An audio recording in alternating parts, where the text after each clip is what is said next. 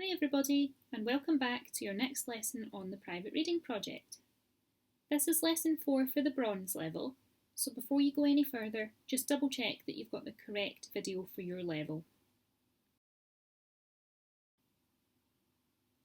So a brief reminder of the plan then. In lesson 1 we got our project started. Lesson 2 was all about how to complete the main body of the work. Lesson 3, which was last lesson, we discussed how to round things off. And in this lesson we'll be talking about how you can take pride in your work and how you can check it against the success criteria to make sure that it's absolutely perfect before you hand it in.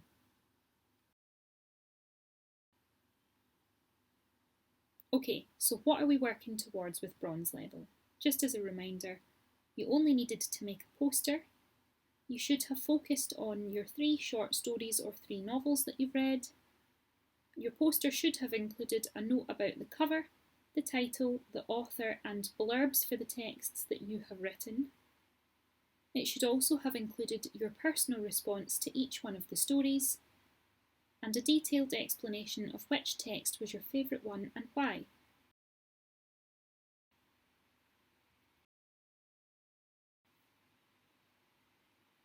So here is a final checklist for your poster.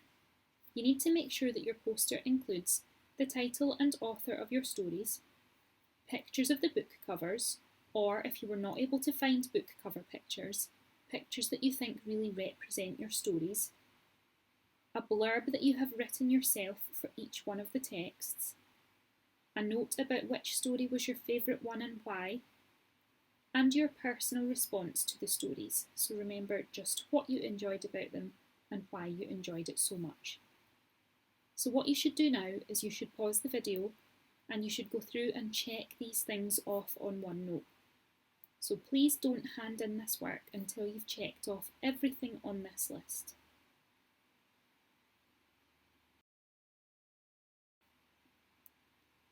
Okay, so it's also really important that in order to take pride in our work, we make sure our posters look really lovely. So some tips to help you do that then might be to include some eye-catching colours and fonts on your poster. You might decide to add in some extra pictures to help brighten it up a little bit. You could change the colour of the background as well, and please remember that you can do these things if you're doing a digital version of your poster, but you can also do a lot with just pen and paper if you're doing it that way to brighten it up and make it look really lovely.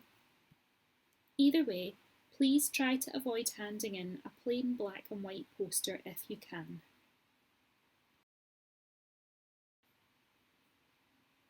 Okay, the last thing that we're going to do today is talk about proofreading and spell checks. So we do these things for a number of reasons.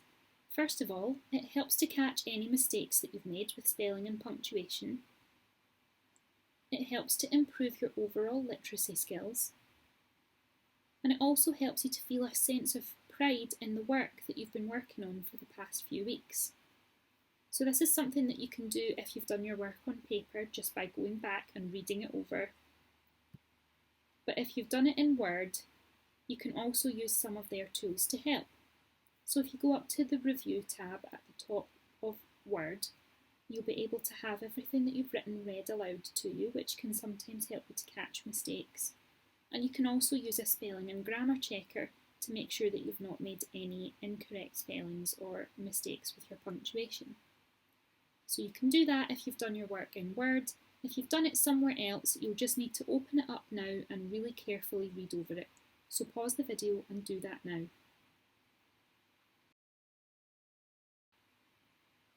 And well done, you've reached the end of today's lesson. So remember to speak to your teacher if you need help with anything at all that we've covered. And please be aware that your finished poster is due in on the 9th of March.